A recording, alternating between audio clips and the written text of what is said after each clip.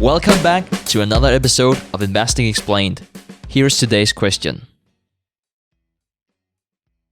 Love the question here. I'm sure there's a lot of people in the audience that have a very similar question as you. So Stig's going to take it away and start this one off. I really like your questions and the way you think about diversification. So what you're saying is that you might not have as much time as you want to, or perhaps not the same interest in investing, but still you would like to invest and you would like not to take too many chances. And what people usually think of whenever they have that type of mindset is that they would buy a market ETF. It makes a lot of sense because you would buy, for instance, the S&P 500, and then you would have 500 companies that would give you some sort of diversification.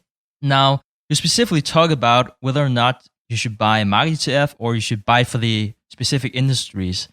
I just wanted to point out that, for instance, if you bought the S&P 500, you wouldn't necessarily need to buy, call it a financial ETF, because if you buy the S&P 500, you actually have almost 14% in financial stocks already.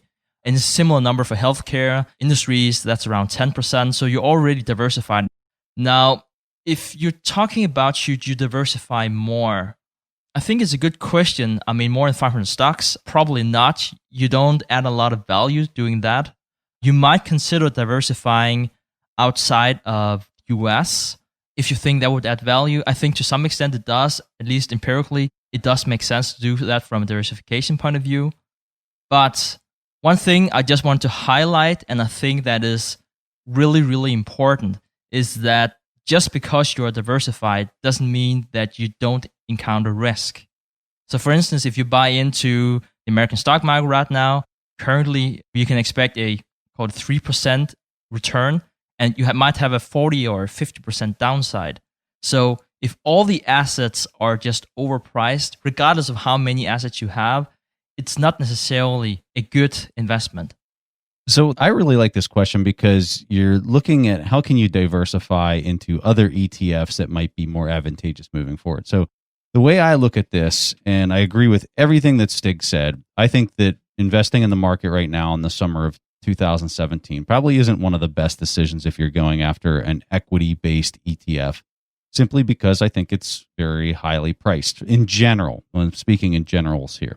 Whenever I think about when I will enter and take a large equity position into the market, when that time comes, I'm thinking about industries that I think have a lot of promise moving forward. So let me give you an example of what one of those might be. I think robotics and I think artificial intelligence is going to be huge, absolutely massive moving into the next 10 years.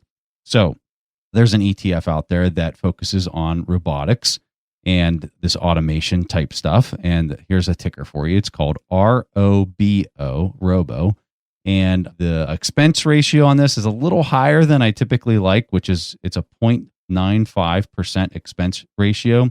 You get into a lot of the ones by BlackRock and some of the large, like a Vanguard, you can get a very low expense ratio down to like a 0.3 or even lower. You can see some of them. So the expense ratio on this one's a little high, but you are getting something that I think has a lot of promise moving into the next 10 years.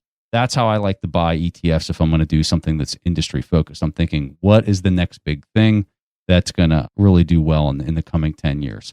So that's my recommendation, kind of combining what Stig already said with maybe some of those thoughts. That's it. Preston and I will continue explaining investing, so go ahead and hit that subscribe button.